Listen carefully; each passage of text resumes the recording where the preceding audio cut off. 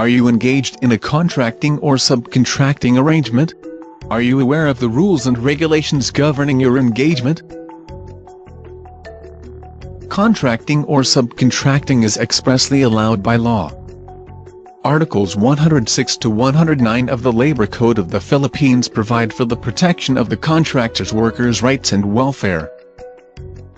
Under the law, it is held that employers or principals are jointly and severally liable with the contractors or subcontractors, to the extent of the work performed by the contractor's workers under the contract.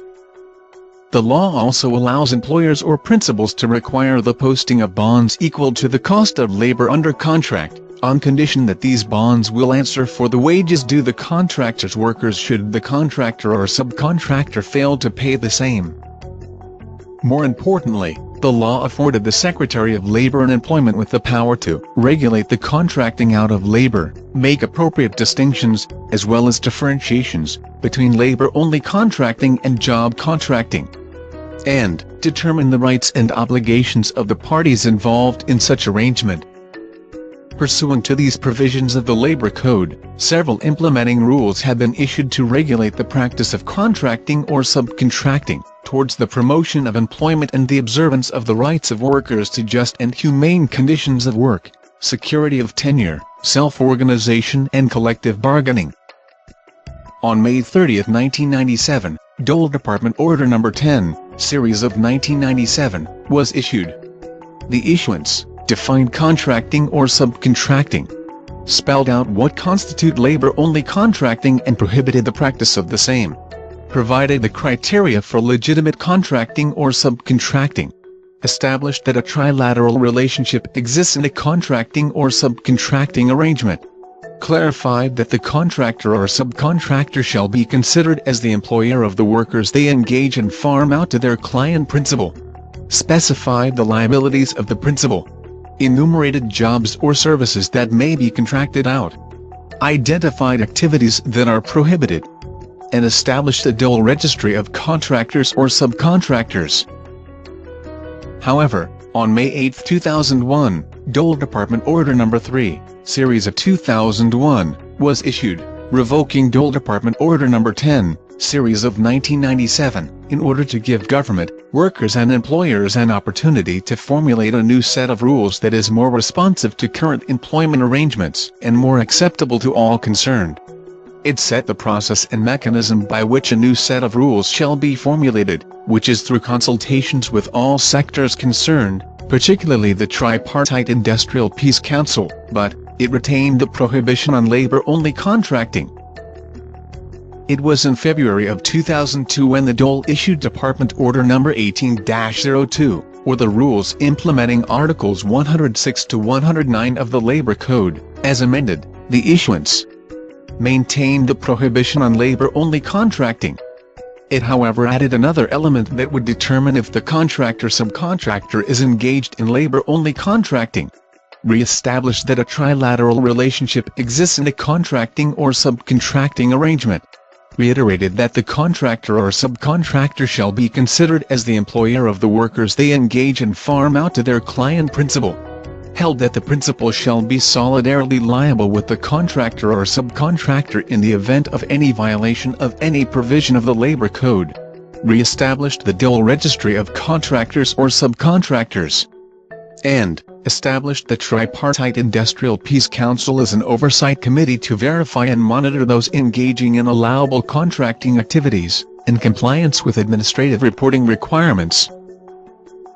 In order to address issues such as proliferation of fly-by-night subcontractors and manpower cooperatives in the subcontracting arrangement that do not comply with minimum wage and other workers' basic rights and benefits, new regulations governing contracting or subcontracting arrangements were issued on November 14, 2011.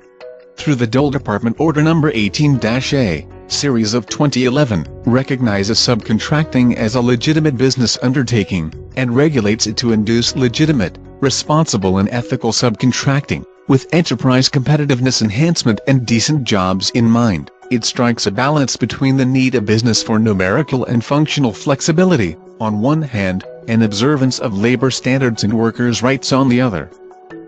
Dole Department Order Number 18-A has several essential points.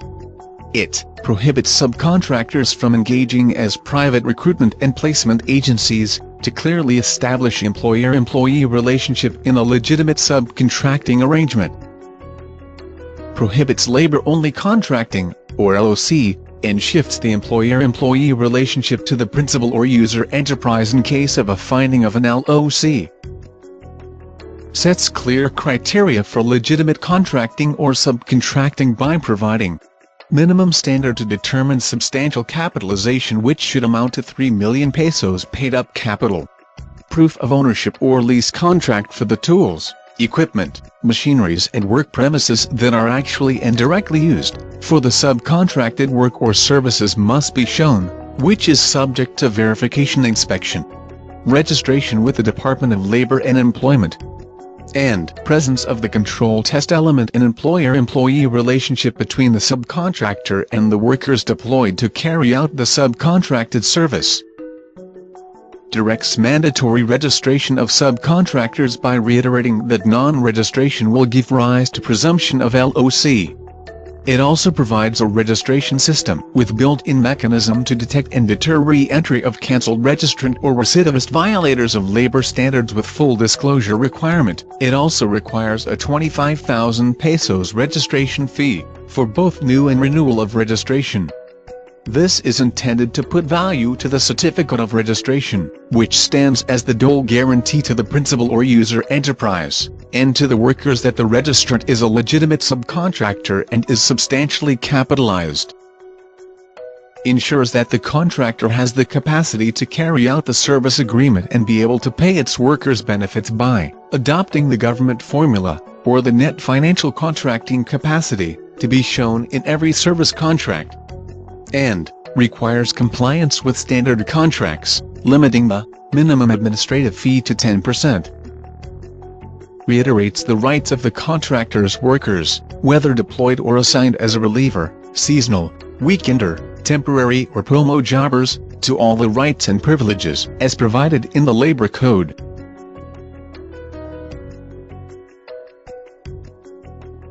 Provides a summary of proceedings for the cancellation of certificate of registration in case of violation of the rules.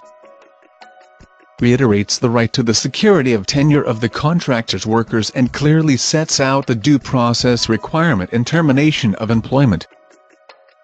Directly prohibits the repeated hiring of employees under an employment contract of short duration or under a service agreement of short duration, with the same or different contractors, which circumvents the Labor Code provisions on security of tenure.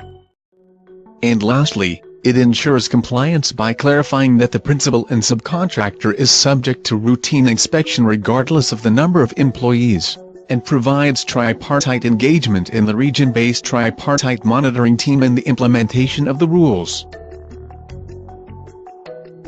With all the foregoing, it is clear that the track of the new rules is to curb abuses and ensure full compliance with workers' rights by tightening the requirements to allow only legitimate, responsible and ethical contractors to do subcontracting of job, work or services, equally afford protection to the principal or user enterprise and the workers, and remove the litigiousness in the contracting or subcontracting arrangement.